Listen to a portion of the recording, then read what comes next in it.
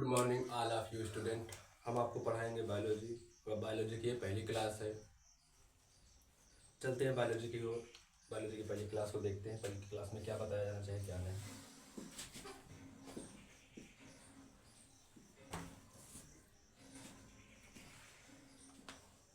जीव विज्ञान हम पढ़ने वाले क्या है भाई? जीव विज्ञान, और हम आपको वही पढ़ाएंगे। अगर हम जीव विज्ञान की बात करें तो आप जीव विज्ञान के बारे में सबसे पहले क्या बताना चाहेंगे?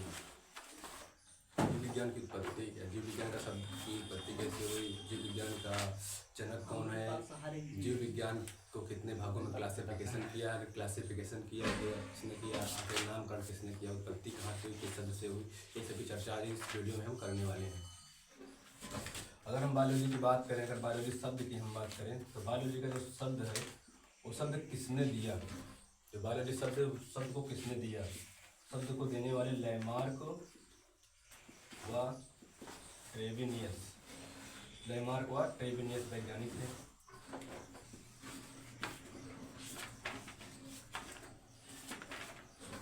लैमार्क और ट्रेविनियस वैज्ञानिक जीव विज्ञान का नाम दिए थे। बायोलॉजी शब्द का तो नाम नहीं दिए थे, लेकिन जीव विज्ञान का नाम देने वाले कौन है? लैमार्क व ट्रेविनियस। जीव विज्ञान का नामकरण देने वाले कौन वैज्ञानिक हैं? लैमार्क व ट्रेविनियस। अगर हम बायोलॉजी शब्द की बात करें तो बायोलॉजी शब्द कहाँ से आया? यह ग्रीक भाषा से आया हुआ शब्द है। ग्रीक भाषा से आया हुआ शब्द है। कहाँ से आया है? ग्रीक भाषा से। ग्रीक भाषा में अगर देखा जाए बायोलॉजी को 2 शब्दों में तोड़ा गया था। बायोस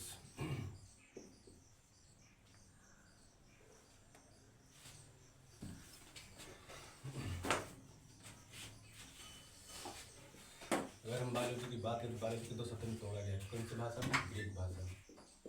जो बायोलॉजी शब्द है वो ग्रीक भाषा का बदलता हुआ शब्द इंग्लिश में मीनिंग किया गया था। ग्रीक भाषा। बायो से क्या बोला गया था ग्रीक में? बायोस बोला गया था। लॉजी को क्या बोला था? लोगोस। पहले हम बायोलॉजी को बायोस प्लस लोगोस के नाम से जानते थे, लेकिन उसी को अगर हम इंग्लिश में ट्रांसलेट किया गया तो इंग्लिश में सब मीनिंग किया गया, इसका निकल के क्या आया इंग्लिश में?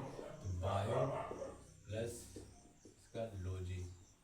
जब ये निकल के आया तो लॉजिक हम लोग क्या बोल देगा? किसी शब्द के पीछे अगर लगा, किसी भी शब्द के पीछे अगर लॉजी लगा है, किसी भी शब्द के पीछे लॉजी लगा है, इसका मतलब उस शब्द जिसके जो शब्द आगे है उसका हम क्या करेंगे? अध्ययन करेंगे। तो अगर देखा जाए तो बायो के क्या है? आगे ही है, और ये क्या है? पीछे ही है। तो हम क्या करने वाले हैं? जो बायो है, मतलब बायो का मतलब क्या होता है? बायो का मतलब हम लिविंग बोल सकते हैं कि नहीं? बायो को हम लिविंग बोल सकते हैं, सजीव। चलिए, बायो का मतलब क्या होता है? जीव। आपको पता है जीव, लेकिन हम जीव ना बोलकर क्या बोल दिए? लिविंग। लिविंग किस लिए बोले? क्योंकि यहाँ पे जीव 2 प्रकार से पढ़ा जाता है, सजीव है निर्जीव। हम यहाँ पे सजीव का ही अध्ययन करने वाले हैं। बायोलॉजी शाखा में किसका अध्ययन करेंगे? सजीव का। अगर हम सजीव की बात करें, सजीव को का करेक्टर की बात करें, करेक्टर की बात करें थोड़ा सा छोड़ देते हैं, फिर आगे बताएंगे आपको। लेकिन देखा जाए कि अगर जीव विज्ञान की सजीव हो गया और अध्ययन किस प्रकार से हो जाएगा, तो परिभाषा किस प्रकार से बनेगी? हम परिभाषा की बात करें, परिभाषा किस प्रकार से देते हैं बायोलॉजी की, ये परिभाषा देख लीजिएगा एक बार। देखिए, हमने 2 भागों में तोड़ दिया, बायो प्लस लॉजी। जो इंग्लिश में अगर मीनिंग करने पर, इंग्लिश में जब मीनिंग किए तो क्या निकल के आया? Bio plus logy. अब बायो प्लस लॉजी को हमने भी थोड़ा सा लिविंग है, सजीव। इधर सजीव है, इधर मतलब लॉजी का मतलब किसी चीज़ का मैं अध्ययन करना, अध्ययन करना। जिस शब्द के पीछे लगा है हम उसी शब्द का अध्ययन करेंगे। अब अगर देखा जाए तो क्या है? बायो है, बायो का मतलब अध्ययन करना। बायो का मतलब अध्ययन करना क्या कहलाएगा? बायोलॉजी। लेकिन बायोलॉजी में थोड़ा सा और टिप में गए हैं, तो क्या बोला जाएगा? सजीव का अध्ययन। यहाँ पर लिखिए सजीव का अध्ययन। अब ऐसे लिख दीजिए सजीव का अध्ययन। सजीव का अध्ययन विज्ञान की, साइंस में ही तो है भाई, विज्ञान की जिस शाखा में करते हैं, जिस शाखा में करते हैं, जिस शाखा में करते हैं उसे हम क्या बोलेंगे? बायोलॉजी। उसे हम बायोलॉजी। ये आपकी तो परिभाषा जो बन गई। आप लोग ये भी बोल सकते हैं जो आपको पहले पढ़ाया गया है। विज्ञान की भाषा का इसके अंतर्गत जीवों का अध्ययन किया जाता है, वहाँ पर बोला गया था जीवों का।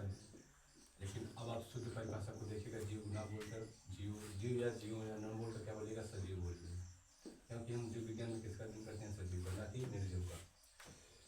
ये आपका हो गया बायोलॉजी शब्द की उत्पत्ति को हम पढ़े, उत्पत्ति को पढ़े। अब हम करेंगे नामकरण को भी पढ़ लिए। ये था आपका दोनों बेसिक, लेकिन देखा जाए तो वर्गीकरण किसने किया, आखिर जीव विज्ञान को क्लासिफिकेशन किसने सबसे पहले किया और क्यों कर दिया, ये भी मायने रखा जाएगा। तो देख लीजिएगा इस साइड वर्गीकरण किस लिए किया गया। आखिर हम अगर बात करें तो आखिर जीव विज्ञान को वर्गीकरण किस लिए किया गया, तो आपको देखने को मिलेगा, मान लो एक डब्बे ही बना ले रहा हूँ, इसमें बहुत सारे पौधे भी हैं, बहुत सारे जीव जंतु हैं, बहुत सारे जीव जंतु हैं।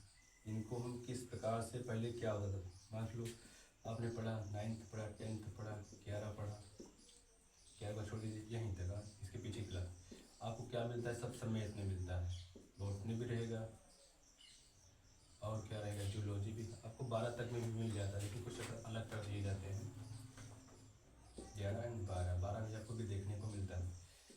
तो इन सब का अध्ययन के लिए सिर्फ क्लासिफिकेशन किया गया। अगर बुक में अगर दिया जाए 9th की बुक में, अगर बॉटनी के बारे में अलग बताया जाए या अलग एक चैप्टर में रखा जाए और जूलॉजी को भी अलग रखा जाए तो सटीक पड़ जाएगा, लेकिन नहीं रखा जाता, इसलिए आप दोनों को साथ में मिलाकर पढ़ते रहिए, कैसे होता है कैसे नहीं। लेकिन यहाँ पे वर्गीकरण की बात आएगी, जीव विज्ञान, इसका वर्गीकरण, अगर हम यूनिवर्सल को देखें तो हमें 2 ही प्रकार के जीव मुख्यतः देखने को मिलते हैं। बाकी देखने को तो बहुत सारे जीव मिलते हैं, लेकिन मुख्यतः अगर देखा जाए तो आपको जंतु मिल जाएंगे,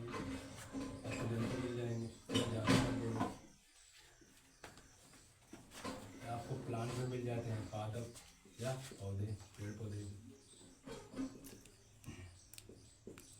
तो ये 2 भाग में बांटने वाले कौन थे, कैरोलस लिनियस, सबसे प्रथम कैरोलस लिनियस। बायोलॉजी का क्लासिफिकेशन करने वाले वैज्ञानिक नाम से पूछा जाएगा कि आप क्या बोल दीजिएगा, कैरोलस लिनियस। कैरोलस ने सर्वप्रथम क्या किए थे, बायोलॉजी का क्लासिफिकेशन किए थे। अब बायोलॉजी का क्लासिफिकेशन हो गया, यही को हम बदलता हुआ रूप एक नई शाखा का निर्माण कर देते हैं। हम जंतु को जिस शाखा में पढ़ते हैं उसको हम बोलते हैं जूलॉजी, जंतु को बायोलॉजी की जिस शाखा में पढ़ते हैं उसको हम क्या बोलते हैं, जूलॉजी। और हम बायोलॉजी की जिस शाखा में प्लांट या पादप के बारे में अध्ययन करते हैं उसको हम बॉटनी नाम दे दिए, एक अलग प्रकार की शाखा बन गई, ये भी एक शाखा है। ये आपका क्लासिफिकेशन भी हो गया। अगर देखा जाए तो क्लासिफिकेशन तो हुआ था, लेकिन इसने जो जंतु है, जंतु को 6 उपवर्गों में भी बांट दिया। जंतु को मतलब कि जो बायोलॉजी शब्द उसको 2 भागों में बांटा गया, जंतु एंड पादप, लेकिन जंतु को 6 उपवर्गों में बांट दिया। कुछ उसको वर्ग बोला जाएगा, वो हम आगे की ओर पढ़ेंगे, वो आपको आगे मिलेगा, आपको हम आगे बताएंगे।